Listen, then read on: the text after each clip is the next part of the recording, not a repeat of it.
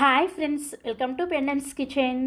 ఈరోజు వీడియోలో ఫంక్షన్స్లో ప్రిపేర్ చేసే టేస్టీ ఉప్మాని చాలా ఈజీగా రుచికరంగా ఇంట్లోనే ఎలా ప్రిపేర్ చేసుకోవచ్చో చూపించబోతున్నాను.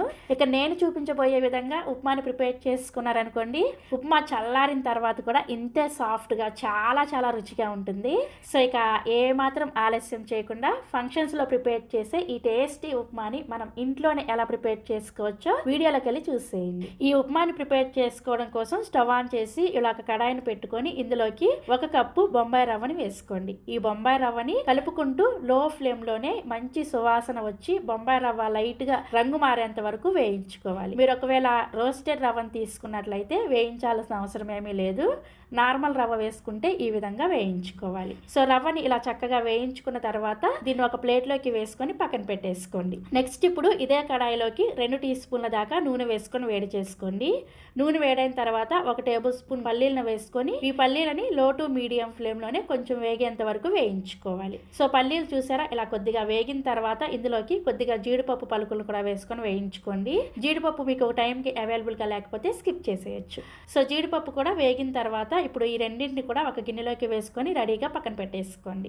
నెక్స్ట్ ఇప్పుడు ఇదే నూనెలోకి 1 టీ స్పూన్ దాకా పచ్చిశనగపప్పుని, 1 టీ స్పూన్ దాకా మినపగుళ్ళని, 1/2 టీ స్పూన్ ఆవాలు, 1/2 టీ స్పూన్ జీలకర్రను కూడా వేసుకొని తాలింపు గింజల్ని లో ఫ్లేమ్ లోనే వేయించుకోండి. తాలింపు గింజలు చక్కగా వేగిన తర్వాత 1 టీ స్పూన్ దాకా చిన్న ముక్కలుగా కట్ చేసుకున్న అల్లం ముక్కలను కూడా వేసుకొని వేయించుకోండి. అల్లం వేసుకుంటేనే మీకు ఉప్మా అనేది చాలా రుచిగా ఉంటుంది, తప్పకుండా వేసుకోవాలి. అల్లం కొద్దిగా వేగిన తర్వాత ఇందులోకి 2 టేబుల్ స్పూన్ల దాకా క్యారెట్ ముక్కల్ని వేసుకోండి. ఈ క్యారెట్ ముక్కలను కూడా ఒక 2 నిమిషాల పాటు వేయించుకోండి.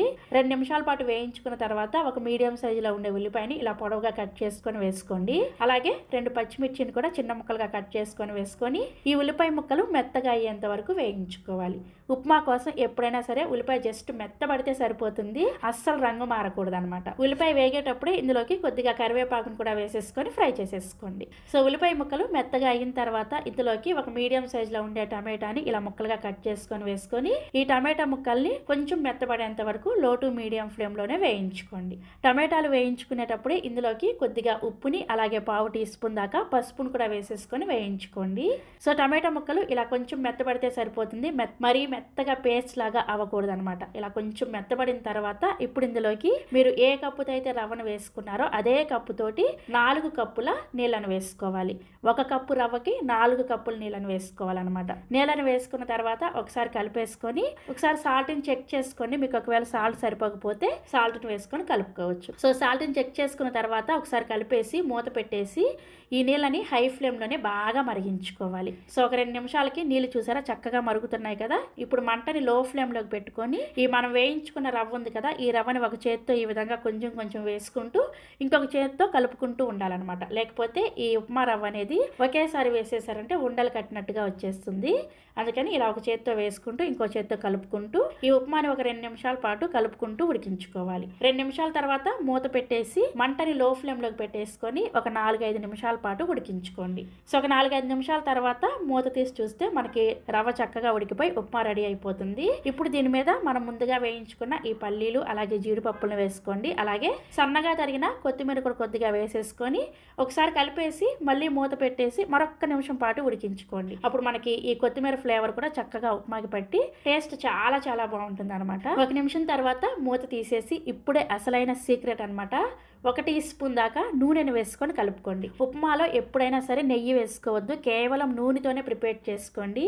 నెయ్యి వేసుకున్నారనుకోండి ఉప్మా చల్లారే కొద్దీ గట్టిగా అయిపోతుంది అనమాట, సాఫ్ట్గా ఉండదు. ఇదే సీక్రెట్ అనమాట, ఫంక్షన్స్లో చేసే మాస్టర్ చెప్పిన సీక్రెట్ ఇది. లాస్ట్లో కొద్దిగా ఇలా నూనె వేసుకొని కలుపుకొని స్టవ్ ఆఫ్ చేసేసి దీన్ని మీరు చల్లారిన తర్వాత తిన్నా వేడివేడిగా తిన్నా కూడా చాలా చాలా సాఫ్ట్గా ఉంటుంది. ఇలా ప్రిపేర్ చేసుకున్న ఈ ఉప్మాని నేనైతే కొంచెం చక్కెర వేసుకొని సర్వ్ చేసుకుంటున్నాను. మా సైడ్ ఆంధ్రాలో అయితే ఇలా చక్కెరతోనే సర్వ్ చేసుకుంటారు. మీరు కావాలంటే చట్నీతో కూడా సర్వ్ చేసుకోవచ్చు. చాలా చాలా రుచిగా చాలా సాఫ్ట్గా ఉంటుంది. సో తప్పకుండా మీరు కూడా ఈ ఫంక్షన్స్ లో ప్రిపేర్ చేసే ఈ ఉప్మాని ఒకసారి ట్రై చేసి చూడండి. అలాగే మరిన్ని ఎమ్మీ అండ్ టేస్టీ రెసిపీస్ కోసం వెంటనే మన పెండెంట్స్ కిచెన్ ని సబ్స్క్రైబ్ చేసేసుకోండి. Thank you.